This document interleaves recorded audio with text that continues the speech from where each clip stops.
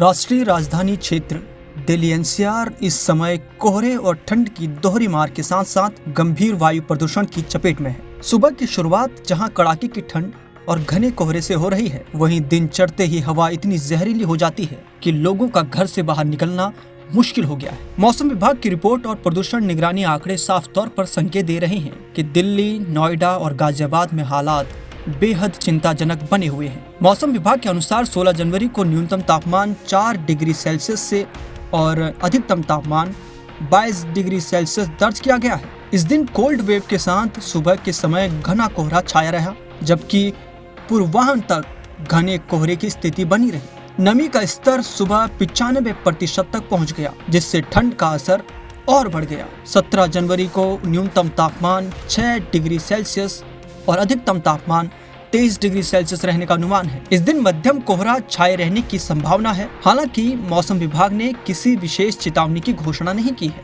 18 जनवरी को भी तापमान 7 से 23 डिग्री सेल्सियस के बीच बने रहने का अनुमान है और कोहरे की स्थिति भी बनी रह सकती है। तो वहीं दूसरी ओर प्रदूषण की स्थिति और भी भयावह है। दिल्ली के कई इलाकों में एयर क्वालिटी इंडेक्स यानी AQI 350 से 400 के पार दर्ज किया गया है। चांदनी चौक में AQI 374, रोहिणी में 374, तो वहीं पंजाबी बाग में 371 और पटपड़गंज में 372। ओखला फेज 2 में 382 AQI दर्ज किया गया।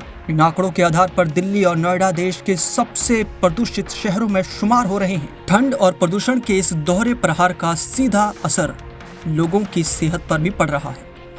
अस्पतालों और क्लिनिकों में सर्दी, खांसी, जुकाम और सांस संबंधी समस्याओं के मरीजों की संख्या में 30 से 35% तक की बढ़ोतरी दर्ज की गई है। डॉक्टरों का कहना है कि बच्चों, बुजुर्गों और पहले से श्वसन रोग से पीड़ित लोगों को विशेष सावधानी बरतने की जरूरत है। विशेषज्ञों ने लोगों को सुबह शाम अनावश्यक बाहर निकलने से बचने, मास्क का प्रयोग करने और ठंड से बचाव के उपाय हैं वो अपनाने की सलाह दी है। जब तक मौसम में बदलाव नहीं होता, तब तक एनसीआर के लोगों को कोहरे, ठंड और प्रदूषण से राहत मिलने की संभावना कम ही नजर आ रही है।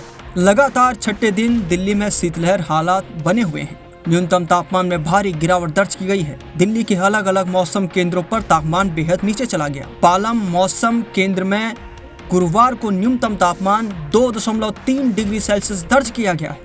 हैरानी की बात यह है कि दिल्ली एनसीआर का तापमान इस समय हिमालयी हिल स्टेशनों से भी कम बना हुआ है, क्योंकि शिमला में न्यूनतम तापमान 6.6 डिग्री सेल्सियस और देहरादून में 6.5 डिग्री सेल्सियस दर्ज किया गया है, जबकि दिल्ली एनसीआर में न्यूनतम तापमान 3 डिग्री सेल्सियस के आसपास पहुंच गया है। दिल्ली टेम्परेचर पर वैज्ञानिक कहते हैं।